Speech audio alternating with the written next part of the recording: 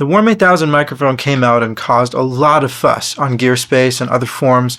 People were fighting about whether it really does or doesn't sound like a Sony microphone, while the vast majority of people who are commenting on it have never touched or seen a Sony microphone in their life. That said, I'm here to clear all of that up. As somebody who has used the Sony microphone extensively, I don't own one at the studio, but I've used it a lot. And as somebody who has had 3 U87 microphones, I know a little bit about how similar and how different they are and whether there's anything good about this U87 microphone or not. First and foremost, what I do want to talk about is the Sony microphone and its inflation. The Sony microphone has gone up in price to a whopping $15,000 USD.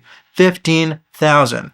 That is preposterous. That is the biggest price increase of any piece of audio gear overnight that I've ever seen in my life. So I'm no longer a believer in investing in that microphone. I was on a wait list to buy one for a while, but after the price increase and not necessarily getting a clear answer on whether I'll be able to stick with that price or not, I am out. I am not doing $15,000 for a microphone. That just does not make sense to me where I am in my career. So I want to talk about some of its clones because they definitely deserve some merit.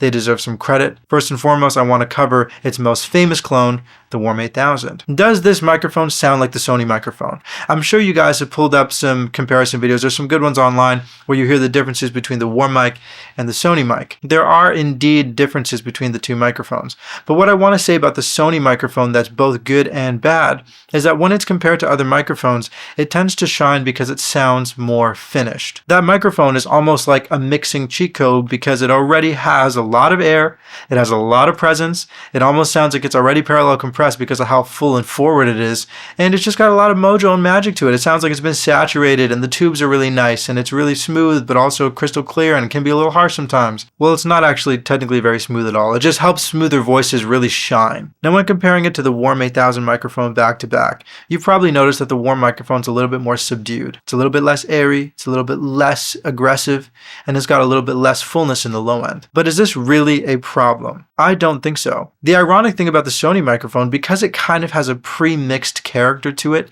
it doesn't fit every single voice at all. It's not the most versatile mic I've ever used by any measure. It probably only works on maybe 30% of the voices that I record it with, and that's including female vocals. Now, if you just focus on male vocals, it tends to work a lot better, but it's definitely, again, not worth $15,000 to have a mic that is that specific. The Warm microphone, conversely, is actually a little bit more versatile, in my opinion. It has a different sonic characteristic to the Sony in that the top end, even though it doesn't necessarily have that airiness, it has a really unique kind of warm character to it. And when I say warm, I mean warm audio character to it that I really, really like. It really, really shines in the high mids and has a really nice character there that I think is very, very tasteful and sounds different than that of the Sony C800G. Even though the Warm microphone does have a little bit of a pullback on the low end, it's really super, super easy to fix with a good Pultec EQ or just a regular EQ, and giving a little bit of an extra boost there does a lot to the quality of the sound and the quality of the recording. Conversely, if you do need more air out of the Warm microphone,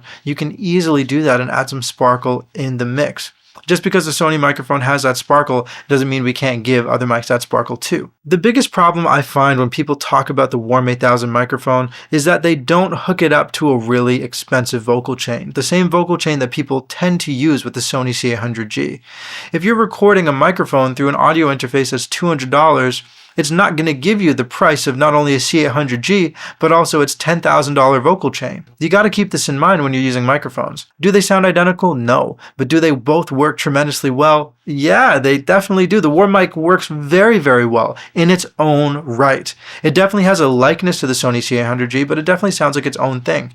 It actually may sound closer to the C100 from the Sony lineup there, actually, come to think of it, but it sounds really, really good nevertheless. When I pair it with a Bay 1073 or even the MS 1073 or even the Pacifica or whatever I've really plugged it into and then put that through a good compressor, it comes out sounding dang good. Especially the Pacifica actually, because it had a little bit of a low extension to it. It worked really well for pop music. So that definitely kind of shocked me a little bit. I didn't expect that combo to work as well as it did, but essentially this microphone just works very well. One place where the microphone didn't excel to me is when I connected it to the Apollo Twin and used the Neve 1073 emulation to be able to record with it. It just didn't really sit right for me. It sounded better just with the Focusrite, but overall, plugging it into my analog gear just leveled it up so significantly, and it sounded really, really good after doing that. So for those of you who are wondering if you could just get that Sony sound by going straight for the warm mic, plugging it into your little interface, and then going from there, it's probably not going to work like that. You got to get something that's a little bit more beefy in the vocal chain, something that compares to the vocal chains people tend to use with the Sony C800G microphone, and then you might be a lot happier with the sound of the Warm 8000 microphone. So if you're planning on getting the Warm 8000 microphone and plugging it directly into your Scarlett 2i2, instead of getting a really good vocal chain and converter and recording it the same way people record the Sony microphone, then I don't know that you're going to necessarily be happy with this microphone, because the result is not going to be comparable at all. But if you have a good vocal chain, if you got maybe a distressor over there, or a good mic pre, if you got a decent converter and you have a good setup and you want to throw the warm mic in there, it probably is going to impress you, and I think you're going to really like it. I do like my U87 microphone.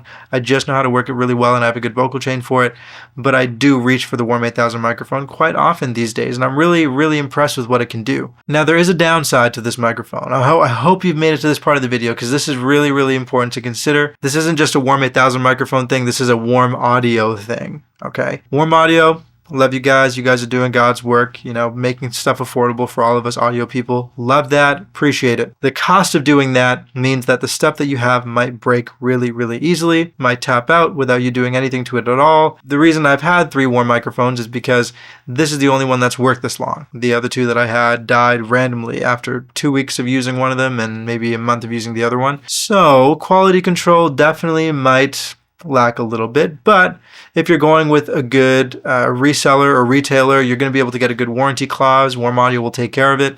They'll replace it for you, no problem, and they'll fix it if necessary, and you'll still end up having spent way less money, even if you had to buy 2, than you would ever have to spend buying a Sony microphone, let alone a used Sony microphone, which is going for like a small line of credit these days. So be careful with that. The power supply is very cheaply constructed, does the trick, but it's cheap parts. The cable connectors are kind of cheap. The Gotham cable is nice, actually, as far as I can tell. Other pieces of the microphone, the housing is nice, but the power supply is really where you got to be careful, and the cable is really where you got to be careful as well. Those connectors are tricky. As long as you got a good vocal chain and you know what you're looking for, as long as you have the right experience, you can definitely make the Warm 8000 microphone sound phenomenal. A really great buy, a lot of great savings. It is a great microphone and can definitely work for you. Thank you very much for tuning in, guys, and I'll catch you again soon. Ciao.